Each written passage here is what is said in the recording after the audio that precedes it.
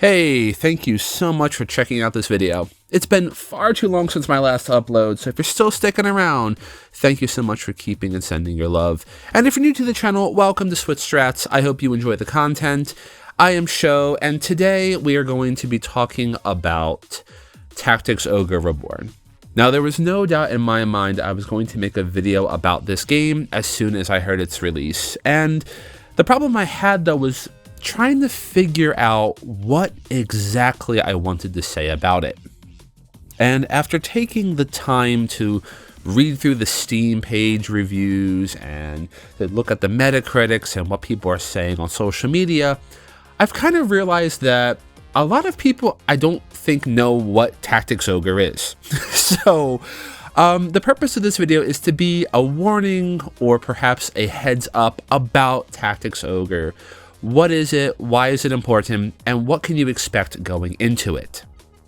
So, with that said, let's talk a bit about that. So, what is Tactics Orge Reborn? Reborn is a remaster of a 2010s PSP game, which in turn was a remake of a 1995 Super Famicom game. And it is Super Famicom because it was only released in Japan.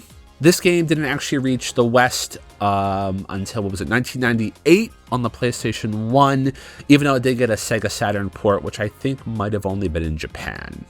I'm not too sure about that. In any case, the reason for this game's importance is because this is essentially the blueprint for all modern strategy and tactics RPGs. You might be familiar with a certain video game creator known as Yasumi Matsuno. Matsuno-san is responsible for creating Final Fantasy Tactics and the whole Ivalice world. If you've played FFT, FF12, or if you've played some of the extra raids from Final Fantasy XIV, I think like Return to Ivalice and the Gunbuilder, you've experienced Matsuno-san's work. And Tactics Orge was his original project before Quest was taken in by Squaresoft, and the Tactics Orge series is basically his original creation. This is the blueprint for everything we love in modern tactics RPGs and everything that you loved in Final Fantasy Tactics. So if anyone says this is a copy-paste of Tactics, it's actually not. Final Fantasy Tactics is actually a copy-paste of this game, just with better improvements. And I think that's what we're getting with Reborn. Reborn is Square Enix's attempt at bringing this classic, traditional, and honestly really important strategy RPG to the modern era, but bringing it in with new modifications that will fit a 2022 crowd. So let me explain that a bit. I want to take a brief moment just to talk a bit about the experience of the game itself, because I feel like I need to get this out before I talk about the design philosophy. And that is really simply that if you've played the PSP remake, you've experienced the game almost in its entirety. Things like the Warren Report are back, the Wheel Arcana, the World Arcana make returns post-game. The overall story is untouched. The audio has been spruced up and given the voiceover treatment, which I appreciate. I mean, I think it's good for old games to get new points like that. And even though that some people have criticized the English voice actors, I think they don't do a half bad job. And besides, the Japanese ones also sound pretty cool. So just to get that out of the way, experience-wise, you're going to be having a very similar experience for what the game offers. The big issue comes down, though, when we talk a bit about the gameplay mechanics themselves. And for this, we have to talk about design philosophy. I would say in the past 5 years, there's been a shift in strategy games to be more situational based rather than individually unit based. And I guess it would be better for you to say it's based upon customization over exploitation. Past games, you were able to create ridiculously powerful units that were able to solo maps themselves based upon having the right combination of skills and abilities. Like, remember all those old school arithmetic calculator runs of Ramza and Final Fantasy Tactics, right? But more modern games focus on giving you tools that you have to pick based upon the circumstance. Take Triangle Strategy, right?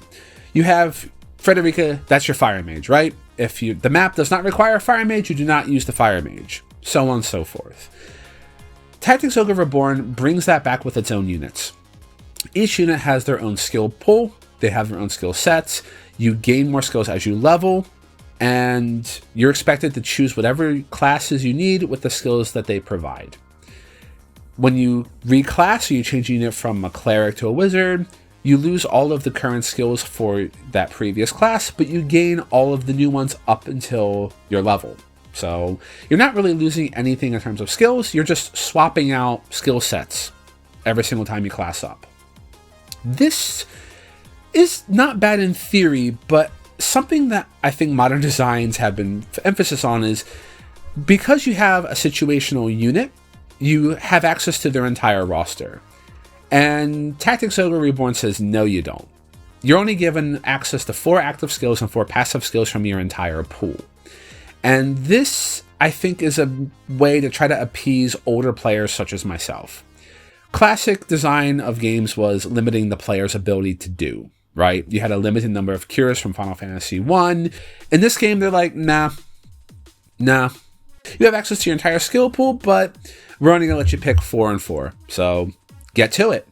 This means that extra special care has to be taken on preparation. And if you're not careful, you won't have the right skills to survive. And that also means that you're probably going to have to lose a few times in order for you to make progress or to understand what you really need.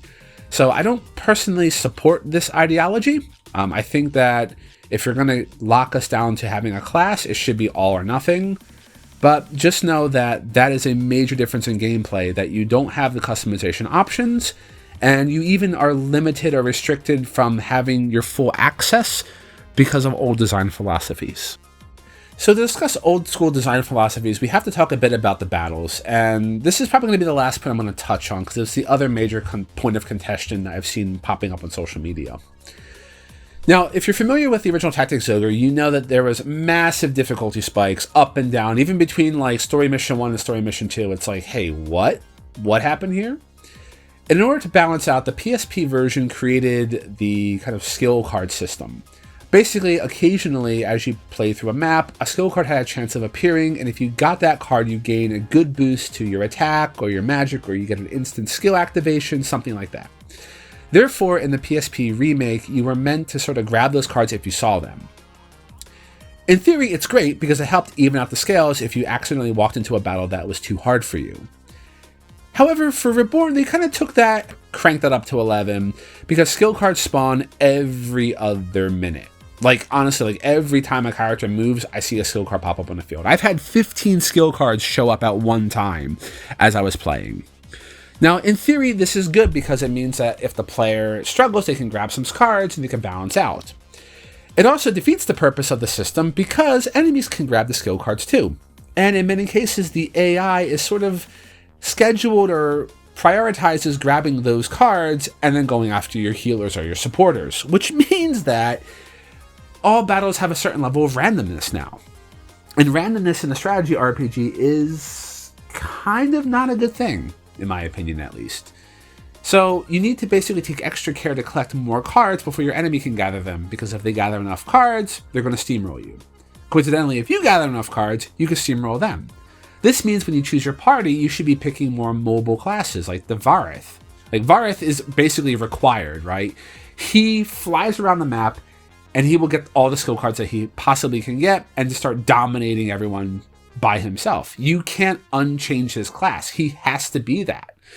So, in my opinion, the enhancing of the battle AI and the addition of having so many skill cards drop completely kill the experience, because now you're stuck running around, grabbing cards, and trying to balance out the randomness factor, which kind of defeats the purpose of being strategic in the first place. And if you have to take that in consideration, and you have to actually plan a party around speed, you're kind of more limited in the classes you can pick and choose from. So, yeah, it's unfortunately a very beautiful mess in terms of customization, right?